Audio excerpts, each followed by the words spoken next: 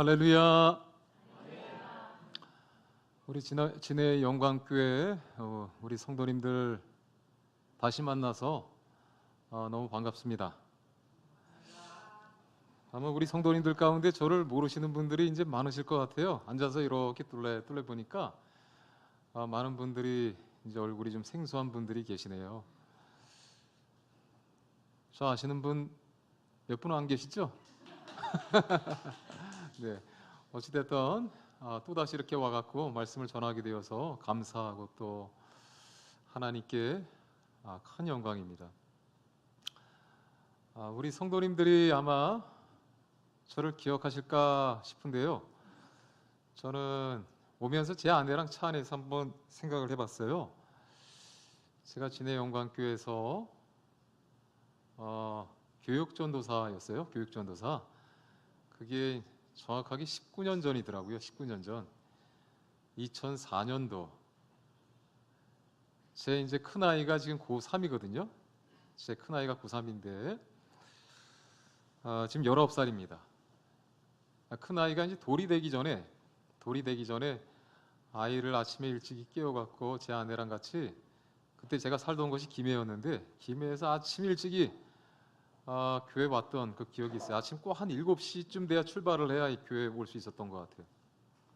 그때는 이제 뭐 교육 파트를 다 맡았었기 때문에 아동부, 중고등부 그 아이들 만나려면은 좀 일찍이 왔어야 하지 않겠어요? 그 기억을 하고 오늘 예배 자리에 제가 오게 되었습니다. 아무튼 부족한 사람인데 오늘 헌신 예배 자리에 저를 불러주신 것 너무 감사합니다. 제가 현재 춘화교회에서 현재 목회를 한 지 한 8년 정도 되는데요. 있으면서 제가 우리 진해 시찰에 있는 목사님 두 분을, 물론 우리 이제 이정희 목사님이야 수차례 제가 모셨고요. 목사님 두 분을 제가 모셔갖고 말씀을 들었어요. 우리 성도님들하고. 그 중에 한 분이 저 진해 명동교회 서성기 목사님. 잘생기셨잖아요. 잘생기시고요. 말씀도 아주 은혜스럽게 아주 잘 전하시지 않습니까?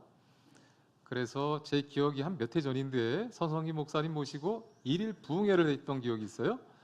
그때도 우리 성도님들이 큰 은혜를 받았습니다. 목사님 참 말씀 잘 전하시더라고요. 또 말씀 잘 전하시는 목사님 중에 한 분이 우리 세진회교회 김성건 목사님. 김성건 목사님도 말씀이 참 은혜롭잖아요. 겸손하시고요. 그래서 오늘 이 자리에 서면서 생각을 해봤어요. 참 진해 시찰만 해도 참 훌륭한 목사님, 말씀 잘 전하시는, 우리 뭐 이정희 목사님 뭐 두말할 것 없고요. 너무 잘 전하시는데 이렇게 부족한 목사가 이 앞에 서서 우리 성도님들한테 은혜를 끼칠 수 있을까라는 염려를 하게 됐습니다. 아무튼 오늘 저를 통해서 하나님 말씀 주실 때 우리 성도님들에게 오직 말씀의 은혜가 우리 모든 말씀을 듣는 여러분 마음 가운데 은혜로 충만하게 임할 수 있기를 우리 주님의 이름으로 축복합니다. 자, 마음은 활짝 여셔야 됩니다. 저도 활짝 열고 우리 성도님들도 활짝 열어야 우리 말씀을 마음에 받을 수 있잖아요. 옆에 계신 분들하고 우리 서로 축복하며 인사합시다. 사랑하며 축복합니다. 아멘. 사랑하고 축복합니다. 예. 제가 우리 이정희 목사님한테 19년 전 교육전도사로 우리 교회에서 이제 제가 목회를 배울 때 그때 주로 배웠던 것이 뭐였냐면 사랑이에요, 사랑. 우리 이정희 목사님한테 제가 사랑을 참 많이 배웠어요. 그 전까지만 해도 목회자 하면은 뭔가 좀 경직되고 그 후배 목회자들을 뭔가 이렇게 좀 힘들게 가르치는 것이 이제 우리 옛 목사님들이 어떤 그 교육 방식이었던 것 같아요. 그런데 우리 이정희 목사님은 저를 참 사랑으로 많이 이렇게 이끌어 주셨어요. 부족한 목사가 실수도 참 많이 했던 것 같아요. 돌아보면 제 아내랑 참 부끄러웠던 것이 너무 많아요. 사역하면서 부끄러운 점이 참 많은데 그때마다 우리 목사님께 저를 용서하시고 또 사랑으로 잘 이끌어 주셨던 그 기억이 있어서 제가 우리 이정희 목사님 잊지 않고 있으면 늘 기억하고 있어요. 목사님 사랑합니다. 존경합니다. 네. 그래서 저도 교회에서 큰일이 있을 때마다, 행사가 있을 때마다 이정희 목사님만 딱 처음에 떠오르는 거예요. 목사님 오셔갖고 축사해 주시면 좋겠고 또 말씀 주시면 참 좋겠다 싶어갖고 늘 우리 목사님 지금까지 모셔왔습니다. 앞으로도 아마 계속 우리 목사님을 모시지 않을까 이런 생각이 듭니다.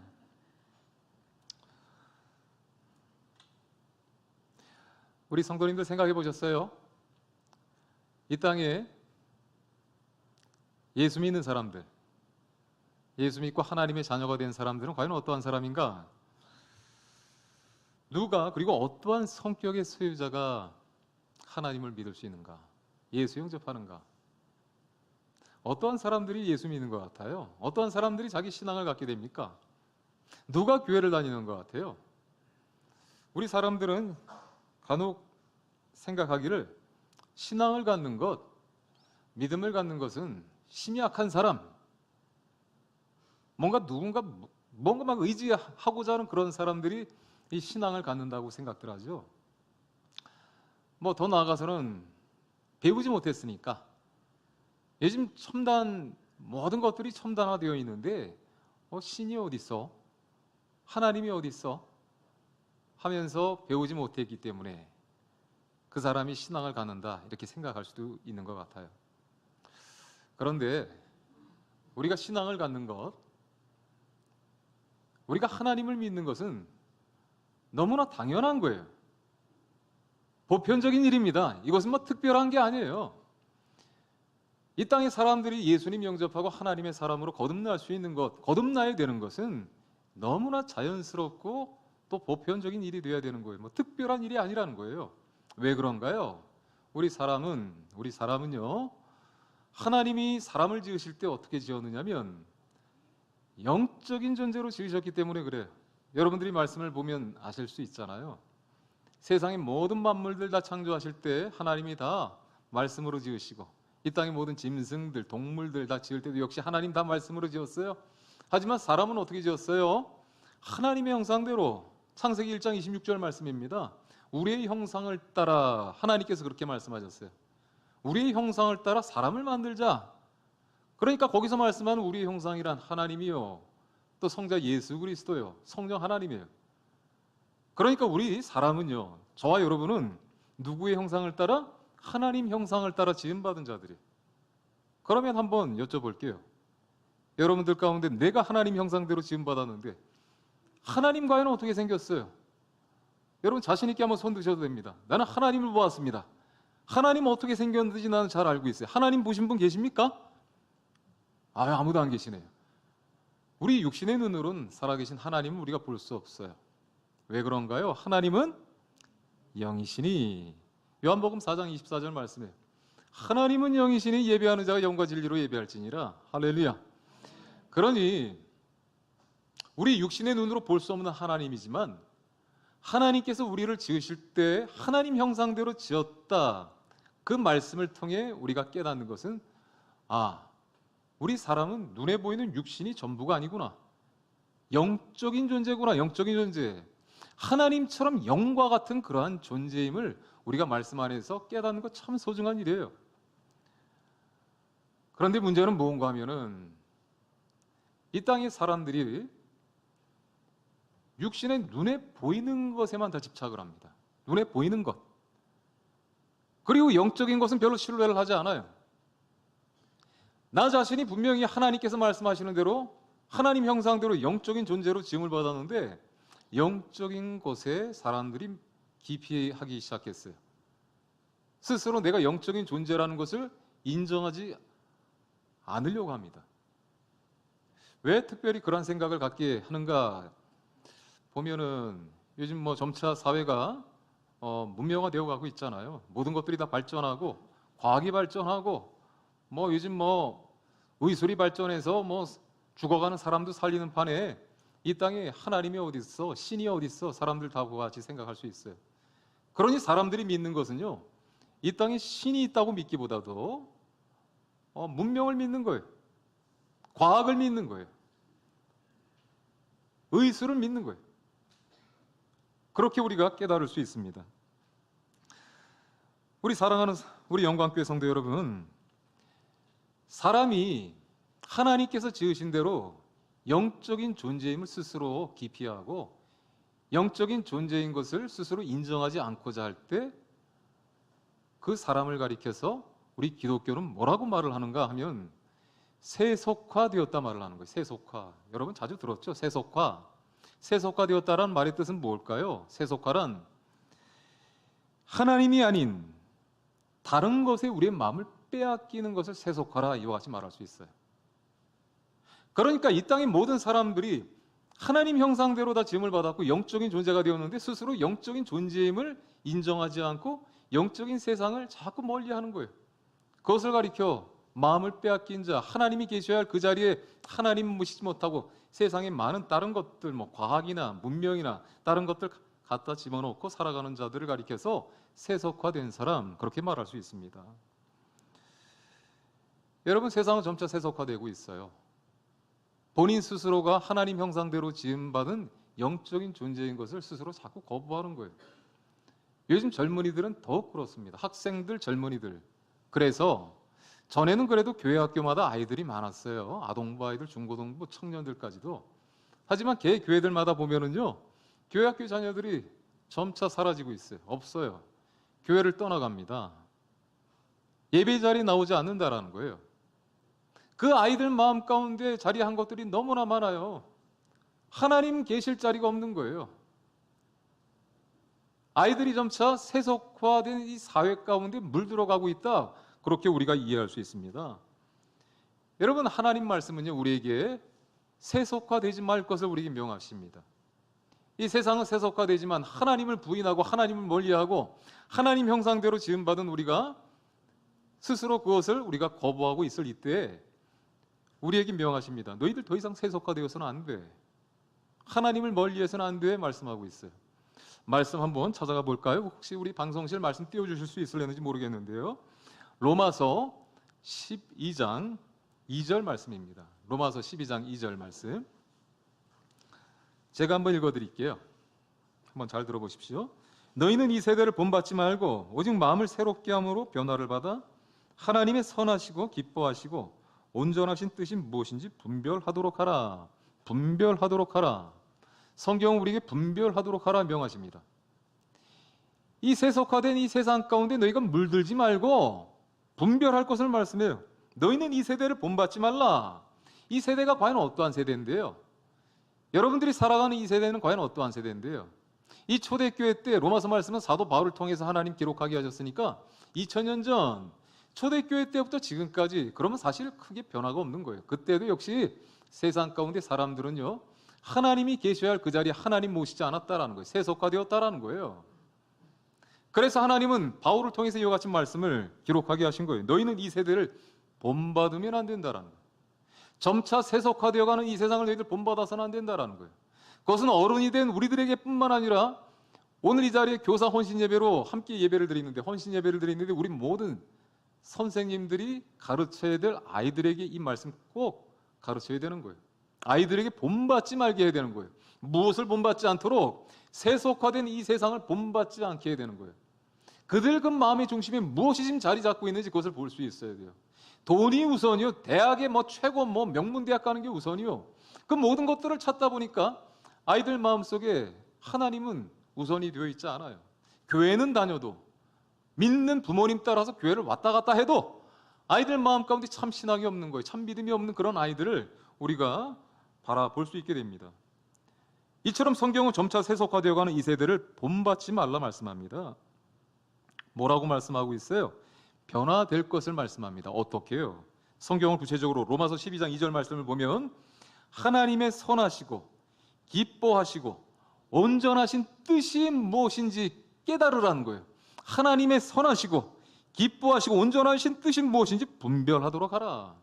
그러니 여러분, 우리가 이 세상을 살면서 점차 세속화되어가는 이 세상을 살면서 말씀은 우리에게 무엇을 명하십니까? 하나님의 뜻을 깨닫는 거예요. 하나님의 선하신 뜻을 깨닫는 거예요. 무엇이 하나님이 기뻐하시는지 그것을 알아야 그것을 아는 것이 참 중요한 거예요. 그리고 그것을 분별하여서 하나님 뜻대로 살아가는 것, 이것이 오늘 이 시대를 살아가는 우리 성도님들에게 참 소중한 신앙의 삶의 모습인 줄 믿습니다. 여러분, 그러기 위해서는 우리에게 먼저 무엇이 있어야 될까? 오늘 말씀을 준비하면서 생각을 해보았어요. 하나님의 선하시고 기뻐하시고 온전하신 뜻, 그것이 과연 무엇일까 생각을 해보았습니다. 첫 번째는 나 자신의 영적 상태를 먼저 볼 수 있어야 돼요. 우리 자신의 영적 상태가 어떠한지를 먼저 살펴볼 수 있어야 돼요. 오늘 이 자리에 함께 우리 모든 성도님들뿐만 아니라 아이들에게 말씀을 가르치는 우리 선생님들에게는 더욱이더 중요한 거예요. 나의 영적 상태는 과연 어떠한가? 하나님은 말씀하실 때 하나님의 선하시고 기뻐하시고 온전하신 뜻이 무엇인 분별하라 말씀했는데, 그러면 나 자신의 지금 영적인 상태는 과연 어떠한가? 한번 스스로에게 물어보십시오. 우리 성도님들의 영적인 상태 지금 어떠하신가요? 완전한가요? 경건하신가요? 온전한 믿음을 갖고 지금 살아가고 있습니까? 그 믿음을 갖고 살았던 사람들이 예수님 앞에 늘 당당했던 바리새인들 아닌가요? 서기관들 아닌가요? 율법학자들 아닌가요? 랍비들 아니었습니까? 그들 얼마나 당당했습니까? 나는 하나님 앞에 나는 한 점의 부끄러움도 없었던 사람들이에요. 바리새인, 그 바리새라는 말의 뜻은 뭐예요? 분리주의자 아닌가요? 나는 죄와 분리되었다라는 거예요. 나는 거룩하다라는 거예요. 경건하다라는 거예요. 오늘날 우리의 신앙의 삶의 모습 가운데 잘못되어진 모습 가운데 한 가지가 바리새인들, 현대의 바리새인과 같은 모습이 있을 수 있어요.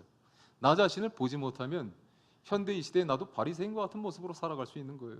나는 경건해, 나는 완벽해, 나는 흠잡을 데 없어.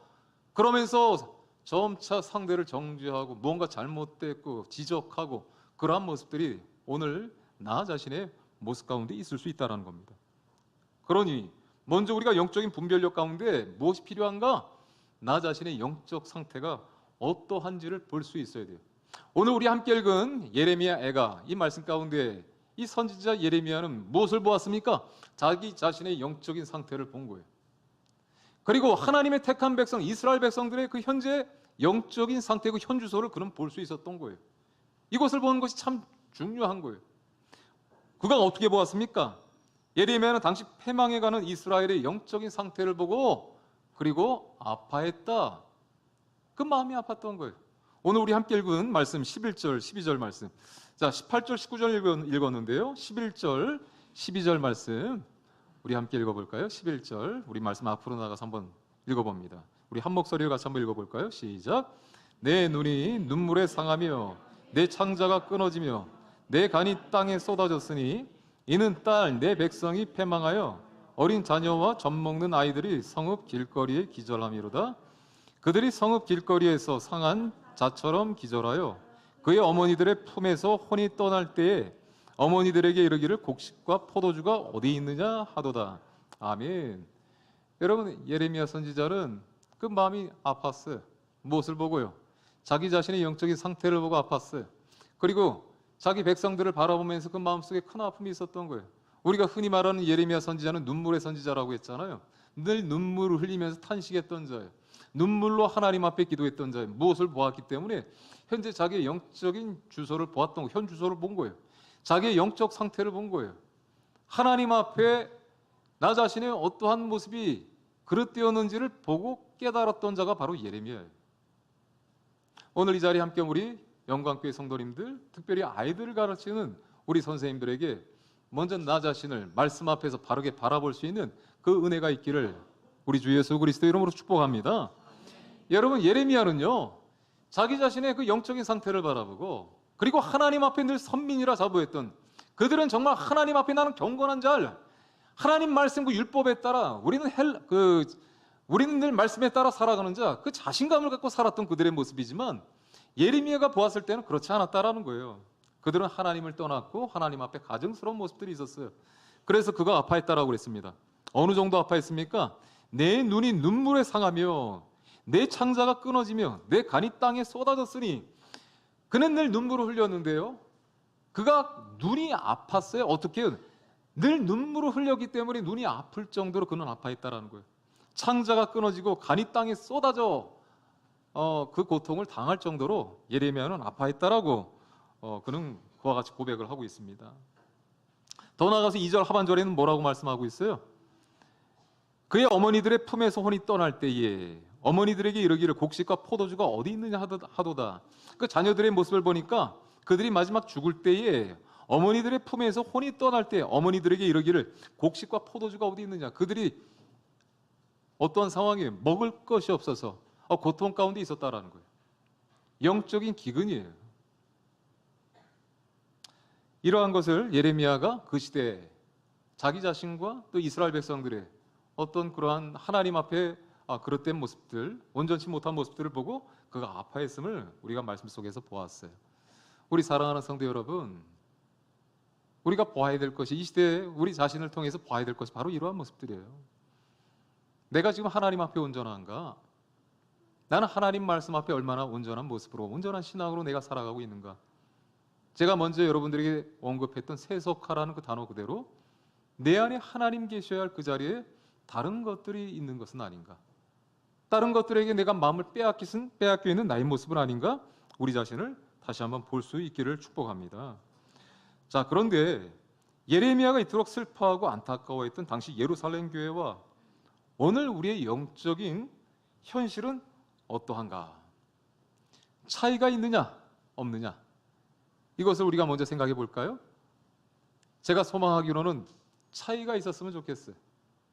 오늘날 이 땅의 모든 교회와 성도들, 예루살렘 교회, 하나님을 떠나 있던 자들, 세속화된 그들의 모습과 오늘 우리의 모습은 차이가 있었으면 좋겠어요. 달랐으면 좋겠어요. 하지만 그렇지 않더라는 거예요. 차이가 없어요. 똑같아요. 같아요. 우리들도 세속화되어 있다라는 거예요. 우리 안에 하나님 떠난 모습들이 많다라는 거예요. 하나님을 모셔야 되는 그 자리에 하나님 말고 다른 것들을 우리가 모신 것들이 참 우리의 삶 속에 많이 있더라는 것을 우리가 늘 삶 가운데 깨달아 알게 됩니다. 그래서 15절 16절 말씀, 자 15절 16절 말씀도 우리 한 목소리 같이 한번 읽어볼까요? 읽어봅니다. 시작. 모든 지나가는 자들이 다 너를 향하여 박수치며 딸 예루살렘을 향하여 비웃고 머리를 흔들며 말하기를 온전한 영광이라 모든 세상 사람들의 기쁨이라 일컫던 성이 이 성이냐 하며 내 모든 원수들은 너를 향하여 그들의 입을 벌리며 비웃고 이를 갈며 말하기를 우리가 그를 삼켰도다. 우리가 바라던 날이 과연 이 날이라. 우리가 얻기도 하고 보기도 하였다 하도다. 아멘. 여러분, 모든 지나가던 자들이 다 너를 향하여 박수치며 머리를 흔들며 너를 향하여 그들의 입을 벌리며 비웃었다 말하고 있어. 조롱했다라는 거예요. 무엇 때문인가요? 이방 사람들이, 특별히 그들이 누구에게 포로가 되었고 나라를 빼앗겼어요? 바벨론에게. 그 이방인들이 예루살렘을 바라보면서 주의 택한 백성 이스라엘 백성들을 바라보면서 조롱했다라는 거예요. 비웃었다라는 거예요. 그 이유가 무엇 때문에? 하나님을 떠나 있었기 때문에. 이유는 바로 거기에 있어요.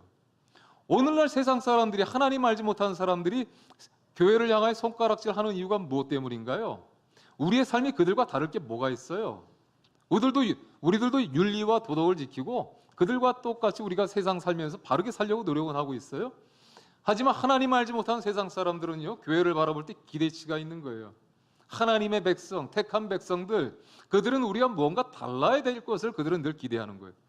하지만 우리가 말씀을 떠나 있고 하나님 앞에 온전히 살지 못할 때 세상 사람들이 바라볼 때 우리는 비웃음거리가 될 수밖에 없는 거예요.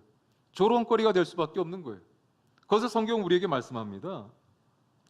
결국 어떻게 되었다라고 그랬어요? 성경은 우리에게 이스라엘 백성들의 그 결과를 정확하게 우리에게 서술을 해주고 있는데요. 20절부터 22절까지 말씀 우리 한번 또 읽어봅시다. 20절, 우리 2장 20절에서 22절 이 말씀도 우리 한 목소리 같이 한번 읽어보겠습니다. 시작. 여호와여 보시옵소서, 주께서 누구에게 이같이 행하셨는지요? 여인들이 어찌 자기 열매 곧 그들이 낳은 아이들을 먹으며 제사장들과 선지자들이 어찌 주의 성소에서 죽임을 당하오리까? 늙은이와 젊은이가 다 길바닥에 엎드려 졌사오며 내 처녀들과 내 청년들이 칼에 쓰러졌나이다. 주께서 주의 진노의 날에 죽이시되 긍휼히 여기지 아니하시고 도륙하셨나이다. 주께서 내 두려운 일들을 사방에서 부르시기를 절기 때 무리를 부름같이 하셨나이다. 여호와께서 진노하시는 날에는 피하거나 남은 자가 없나이다. 내가 낳아 기르는 아이들을 내 원수가 다 멸하였나이다. 아멘. 결과 어떠한 모습이에요? 하나님께서 이방 나라 바벨론을 들어서 이스라엘을 심판하셨다라는 거예요. 그들 가운데 먹을 것이 없어요. 부모들이 먹을 것이 없으니까 자녀들 잡아다가 먹었다라는 거예요. 늙은이와 젊은이가 다 길바닥에 엎드려졌어요. 처녀들과 내 청년들이 칼에 다 쓰러졌고 다 도륙당했다 말합니다. 이 모든 것들이 하나님께서 그들 가운데 행하신 심판이에요. 사랑이 많으신 하나님께서 위에와 같이 하셨을까? 우리가 말씀을 보면서 우리 하나님 참 어떠한 하나님인지 또다시 한번 우리가 의심할 때가 있어요. 하지만 하나님께서는 무엇을 싫어하는가? 우리가 세속화되는 거 싫어하는 거예요. 죄를 가까이 하는 거 싫어하는 거예요. 세속화라는 게 제가 뭐라고 말씀드렸어요? 우리 안에 하나님 계셔야 될 그 자리에 하나님 말고 다른 것을 놓고 나는 하나님을 섬긴다 말하는 것, 그 자체가 바로 교회가 세속화되었다라는 거예요. 하나님께서 그것을 기뻐하지 않았어요. 가증스러운 게 옮긴 거예요. 그래서 그들 가운데 이와 같이 심판의 매를 하나님 드셨음을 우리가 볼 수 있습니다. 우리 하나님 도대체 어떠한 분인데요? 왜 이토록 주의 백성들을 바벨론이란 그 이방 나라의 손을 들어서 크게 심판을 하셨을까? 사랑의 매인 거예요. 그들을 다시금 회복하시기 위해 육체적으로 그들이 당장 기근과 먹을 것 없어 자녀들을 먹는 그러한 처지까지 갔다 할지라도 그들이 다시금 하나님 앞에 돌아 나오기를, 하나님을 인정하고 하나님을 경외하는 사람 되기를 하나님께서 원하신 줄 믿습니다. 이와 같은 것이 바로 하나님의 사랑의 매임을, 바벨론을 들어서 하나님께서 그들을 심판하셨음을 우리가 볼 수 있는 거예요. 14절 말씀을 읽어보면 내용이 이렇습니다. 내 선지자들이 내게 대하여 헛되고 어리석은 묵시를 보았으므로 내 죄악을 드러내어서 내가 사로잡힌 것을 돌이키지 못하였도다. 그들이 거짓 경고와 미혹하게 할 것만 보았도다. 내 선지자들, 과연 네 선지자들이 누구예요? 예레미야가 지금 이스라엘 백성들에게 네 선지자라 말하고 있어요. 너희들이 따르는 말씀을 전하는 자들, 거짓 선지자들이에요. 그들은 무엇을 늘 선포했어요? 옳다, 옳다, 괜찮다, 좋다 말한 거예요. 그들이 하나님을 떠나고 우상 숭배했어요. 하나님 앞에 가증스럽게 하나님 바라보실 때 기뻐하지 않는 모습을 그들이 살아가는 모습 바라보면서도 내 선지자들, 그들은 옳다고 말한 거예요. 괜찮다라고 말한 거예요. 오늘날 대부분 교회 성도들이 다 무엇을 듣길 원해요? 좋다 좋다라는 말을 듣길 원하는 거예요. 이래도 좋고 저래도 좋고 아무런 문제 없다라는 거예요. 우리는 이 시대 예레미야 선지자 같은 자들이 너의 어떤 영적인 현 주소를 바라보고 너가 세속화되어 있지 않느냐? 네 중심에 하나님을 모셨느냐? 네가 하나님 말씀대로 온전히 지금 믿음의 삶을 살아가고 있느냐? 이것을 다시 한번 하나님 말씀 앞에서 우리의 영혼을 비춰보게 할 때 우리는 그것을 듣는 것을 원치 않아요. 우리는 기도할 때 하나님 내 마음에 찔림이 있어서 내가 하나님 앞에 돌아서기를 원합니다. 그 고백은 쉽게 하지만 정작 하나님께서 나에게 말씀을 주실 때 그것을 듣기를 원하는 자 많지 않는다라는 거예요. 당시 대부분 네 선지자가 말하듯이 옳다 옳다 좋다 좋다 그 말만을 다 듣기를 원했다라는 거예요. 어떻게 해야 됩니까? 여러분들 계속해서 망령된 그러한 말들만 듣고 신앙생활하며 자기 자신을 보지 못하는 것, 이것이 우리의 신앙에 계속된 어떤 신앙의 요정이 되어야겠습니까? 그래서는 안 될 거예요. 이제 우리는 어떻게 해야 할까요? 여전히 헛되고 어리석은 묵시를 따라 살아가서는 안 됩니다. 지금 우리에게 필요한 것은 예레미야처럼 우리의 영적 상태가 어떠한지를 볼 수 있어야 돼요. 이거 참 중요합니다. 나의 영적 현주소가 어떠한지를 바로 보는 건 너무너무 소중한 거예요. 이 시대를 살아가는 우리에게 너무너무 소중한 거예요. 여러분들이 하나님 말씀을 가르치는 교사가 되었습니까? 나 자신을 먼저 볼 수 있어야 된다라는 거예요. 내가 하나님 말씀을 전하는 목사가 되었습니까? 저는 늘 하나님 앞에 제가 부끄러운 거예요. 나는 과연 말씀을 전할 수 있는 준비된 목사인, 준비되었다라는 게 신학을 많이 하고 성경을 많이 연구해서 말씀을 전할 수 있는가? 그렇지 않다라는 거예요. 늘 부끄러운 거예요. 우리 선생님들은 어떤가요? 혹여 바리새인들처럼 나는 경건합니다. 나는 분리주의자입니다. 나는 죄와 완전히 분리된 사람입니다. 오늘 하나님께서 여러분들에게 거울을 하나 들고 있는데요, 말씀의 거울인 거예요. 나 자신을 한번 보라는 거예요. 우리 자신을 볼 수 있어야 돼요. 내가 하나님 앞에 바르게 세워지지 아니하고는, 하나님 앞에 내가 말씀대로 온전하게 살아들이지 아니하고는 내가 아이들한테 말씀을 전할 수 있는 건 아무것도 없는 거예요. 부끄러운 거예요. 이것을 하나님 우리에게 말씀하고 계시는 줄 믿습니다. 오늘 하나님은 예배 자리에 나온 우리 모든 성도님들과 특별히 오늘 교사 헌신 예배를 드린 우리 선생님들에게 말씀하세요. 명령하십니다. 뭐라고 말씀하실까요? 19절 말씀, 우리 마지막 절 한 절인데요. 19절 말씀을 우리 함께 읽어봅니다. 19절입니다. 읽습니다. 시작. 초저녁에 일어나 부르짖을지어다. 내 마음을 주의 얼굴 앞에 물쏟듯 할지어다.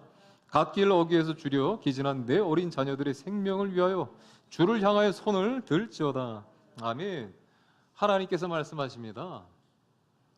이 시대 교회들에게 말씀하시는 거고요. 특별히 하나님 말씀을 전하는 목사, 교사들에게 주시는 말씀이에요. 내 손을 들라 말씀합니다. 오늘 우리의 손을 들라는 거예요. 하나님 앞에 손을 들라는 거예요. 여러분, 우리가 하나님 앞에 손을 든다는 건 무엇을 뜻할까요? 하나님 앞에 항복하는 거예요. 지금까지 우리의 힘과 우리의 능력 갖고 무엇을 해보려고 무던히 애를 썼던 우리의 모습들이 하나님 앞에 우리가 손을 든다는 것은 항복하는 거예요. 하나님, 내 힘과 나의 능력 갖고는 할 수 없습니다. 아이들에게 말씀을 심는 것, 말씀을 가르치는 것, 내 힘 갖고 안 됩니다. 이것을 우리가 스스로 인정할 수 있어야 돼요. 손을 들라 말씀합니다. 하나님 앞에 손을 든다라는 건 전능하신 하나님을 인정하는 거예요. 하나님을 인정하는 거예요. 하나님 앞에 손을 드는 것은 하나님께 돌아서는 거예요. 이제는 우리가 하나님 앞에 돌아설 수 있어야 돼요. 세속화되었던, 하나님 없이 살아왔던 우리의 모습들, 이 모든 것들 하나님 앞에 우리가 회개하고 돌아설 수 있는, 주님 앞에 두 손 높이 든 우리 모든 성도님들 다 될 수 있기를 우리 주님의 이름으로 축원합니다. 특별히 오늘은 말씀하실 때, 손을 들라 말씀하실 때 누구를 위해 손을 들라 말씀하고 있느냐면 19절 하반절 말씀 보면 네 어린 자녀들의 생명을 위하여 주를 향하여 손을 들라 말씀합니다. 네 어린 자녀들의 생명을 위하여 손을 들라는 거예요. 우리가 하나님 앞에 항복하고 나가는 것, 하나님을 인정하는 것, 나 자신의 죄악된 것, 하나님 앞에 가증스럽고 거짓된 것, 교만한 것, 이 모든 것 다 내려놓고 하나님 앞에 돌아서는 손을 듬은 누구를 위한 것? 우리의 자녀들을 위한 것이라고 말씀합니다. 여러분들이 가르치고 있는 우리 교회 학교 자녀들이에요. 아동부 아이들이에요. 중고등부 우리 청소년들, 청년들이에요. 그 아이들을 위해서 하나님은 손을 들라 말씀합니다. 하나님을 우리가 인정하고 하나님 앞에 우리가 먼저 돌아서고 하나님 앞에 나와 우리가 엎드려 주를 의지할 것을 하나님 말씀하고 계시는 줄 믿습니다. 오늘 이 시간 헌신 예배로 주님 앞에 나와 엎드린 우리 모든 선생님들에게 하나님 앞에 두 손 드는 그러한 신앙의 결단이 있기를 간절히 바랍니다. 주님 앞에 손 들지 않고서는 우리가 아이들 가르칠 수 없어요. 아이들에게 말씀을 심을 수 없어요. 하나님 앞에 우리 자신의 온전치 못한 것들, 부끄러운 것들, 그리고 죄악된 모습들이 있다면 먼저 내가 주님 앞에 손을 들고 하나님 앞에 나 자신의 어떤 온전치 못한 것들이 먼저 치유되고 회복되는 그 은혜를 하나님 앞에 구할 수 있기를 간절히 바랍니다. 이 시간 우리 함께 찬양했으면 좋겠어요. 말씀을 준비하면서 제가 좋아하는 찬양을 준비를 했습니다. 이 찬양은 주는 완전합니다, 이런 찬양인데요. 우리 하나님 완전하고요, 우리는 부족하다라는 그런 신앙의 고백인데요. 우리가 늘 아이들 가르쳐 보면 알잖아요. 여러분들 가정에 있는 자녀들 가르치는 것도 그렇고요, 아동부 교사로서 어린 아이들 말씀을 가르칠 때, 또 중고등부 청소년들 한참 막 무언가 사춘기나 많은 생각들로 고민하고 말씀이 잘 들어가지 않는 그런 아이들을 우리가 만날 때 우리 자신의 어떤 그 한계라고 해야 되나, 그 부족을 우리는 늘 깨달을 수밖에 없잖아요. 하나님, 나는 할 수 없어요. 나는 부족합니다. 이 고백이 하나님 앞에 온전히 고백되어져야 돼요. 나는 연약합니다. 가사 그대로예요. 나는 주의 일을 하는데 늘 힘겨워합니다. 하나님의 도우심이 나에게 필요합니다. 그래서 주님의 능력이자면 이 시간 주님 앞에 두 손 높이 듭니다. 하나님 앞에 손 듭니다. 하나님, 나에게 힘 주시고 나를 새롭게 하시고 나의 자녀들 앞에 설 때 한 점 부끄러움이 없는 자 되길 간절히 소망합니다. 이러한 소망을 갖고 우리 함께 찬양할 수 있기를 바랍니다. 찬양합시다.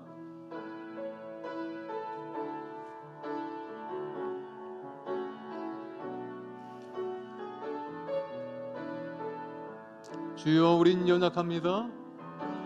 주여, 우린 연약합니다. 우린 오늘을 힘겨워합니다.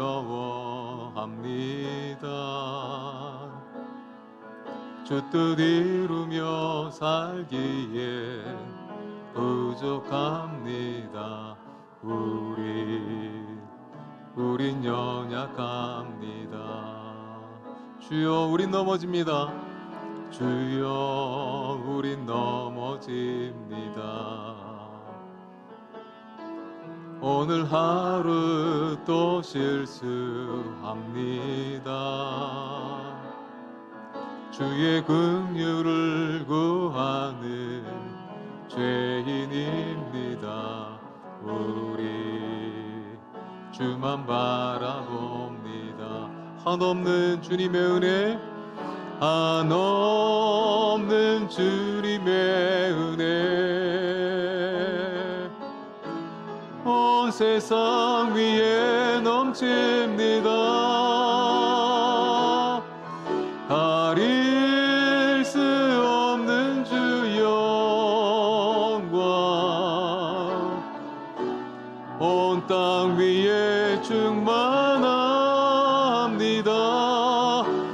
님만 이기리 오니 우린 그 길 따라갑니다. 그날에 우리를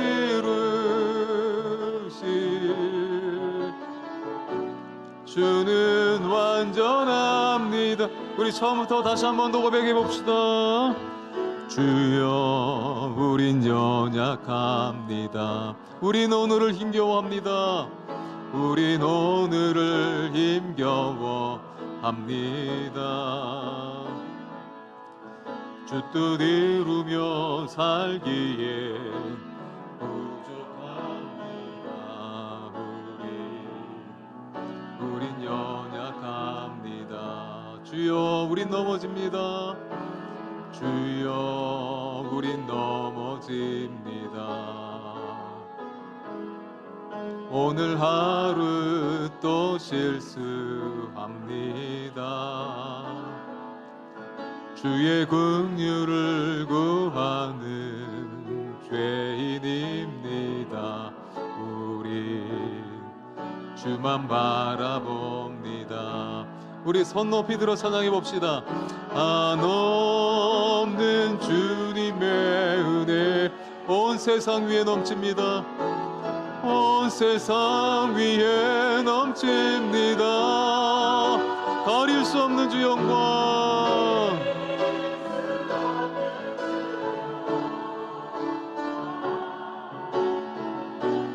온 땅 위에 충만합니다. 주님만 이 길이 오니 주여, 우린 그 길만 따라갑니다. 따라갑니다.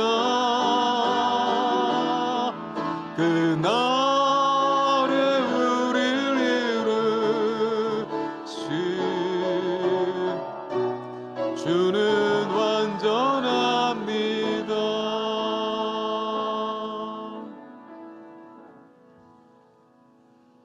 찬양 가사 그대로 나는 연약합니다. 나는 아무것도 할 수 없습니다.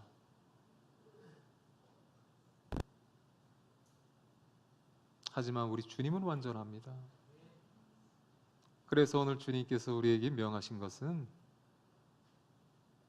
주를 향해 두 손을 높이 들라는 거예요. 하나님을 향해서. 특별히 아이들에게 말씀을 가르치는 우리 선생님들, 그 교사의 직분이라는 것은 앞에 있는 목사도 역시 같은 교사잖아요. 이 가르친다라는 건 얼마나 소중한 일인지 몰라요. 우리가 가르치는 것은 돈을 잘 버는 걸 가르치는 것도 아니고 복권을 당첨되게 하는 방법을 가르치는 것도 아니고 주식에 어디에 투자하는 것을 가르치는 것도 아니에요. 하지만 그 모든 것과 비교할 수 없는 하나님 말씀을 가르치는 겁니다. 여러분들은 무엇을 가르치는 자들? 하나님 말씀을 가르치는 거예요. 누구에게? 천하보다 귀한 영혼들이에요. 천하보다 귀한 영혼들. 어린아이들, 학생들, 청년들. 교사라는 게 가르치는 그 대상이 정해져 있잖아요. 지금 자라는 아이들인데요, 그 아이들에게 우리가 무엇을 가르치고 싶는가? 하나님 말씀을 심는 자들이에요. 그 일을 감당할 때 우리가 주님의 은혜가 아니면, 하나님의 도우심을 입지 아니하면 우리는 아무것도 감당할 수 없는 거예요. 제가 여러분들한테 그렇게 간증할 수 있습니다. 오늘 이 시간도 영광교회 와서 말씀을 전하기 위해 말씀을 준비하고 기도했는데요. 제가 늘 말씀을 전할 때마다 깨달아요. 아, 참 내 힘 갖고 안 되는구나. 내 힘 갖고 말씀을 전할 수가 없구나. 목사는 그 어느 때나 말씀을 전할 때 나 자신이 먼저 말씀의 은혜가 되길 원하고, 우리 성도님들의 얼굴이 먼저 말씀에 막 은혜가 되어서 얼굴이 막 밝아지고 삶이 변화되고 순식간에 새롭게 되고 막 온 교회가 막 갑자기 확 뒤집어지기를 원하는 그런 마음은 교사인 목사인 마음, 그 어느 목사님들 이 마음 갖지 않으신 분들 없을 거예요. 아마 선생님들도 역시 같은 마음 아니겠어요? 내가 말씀을 심는 그 아이한테 기대하는 것은 아이가 빠르게 변화되고 거듭나고 새로워지는 것, 늘 우리가 소망하는 바입니다. 하지만 절대 안 되더라고요. 우리 힘 갖고 안 됩니다. 사람의 힘 갖고는 절대 불가능해요.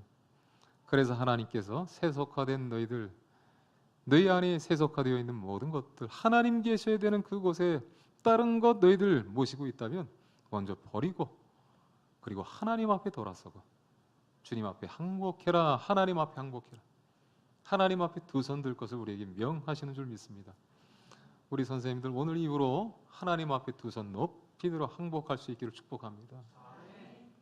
하나님의 은혜를 구하며 주께 받은 그 능력을 갖고 하나님 앞에 천하보다 귀한 영혼들 위해 말씀을 준비하고 그 영혼들 위해 기도하고 섬길 수 있는 아름다운 교사의 사명 감당해 드릴 수 있기를 축복합니다. 기도하겠습니다. 하나님 은혜 감사함을 드립니다. 교사 되게 해주시니 감사합니다. 하나님께서 귀하게 여기시는 천하보다 귀한 영혼들, 어린아이들, 학생들, 청년들에게 말씀을 전할 수 있는 귀한 사명을 저희들 가운데 허락해 주신 것 감사합니다. 오늘 하나님 저희에게 말씀합니다. 너희 자신을 먼저 돌아볼 것을. 예레미야가 자기 자신을 바라보고 택함 받은 민족을 바라보고 자신들의 그 부끄러움을 보고 깨달았을 때 탄식하며 눈물을 흘렸듯이 우리 안에 부르짖는 기도가 있길 원합니다. 탄식하며 하나님 앞에 돌아서는 기도가 있길 원합니다. 내가 먼저 하나님 앞에 바로 서야 하나님 말씀을 가르치고 말씀을 전할 수 있게 될 줄 믿습니다. 우리 선생님들에게 그 은혜를 허락해 주시옵소서. 오늘 이 시간 이후로 아이들 앞에 설 때마다 두 손 높이 들며 하나님 의지하며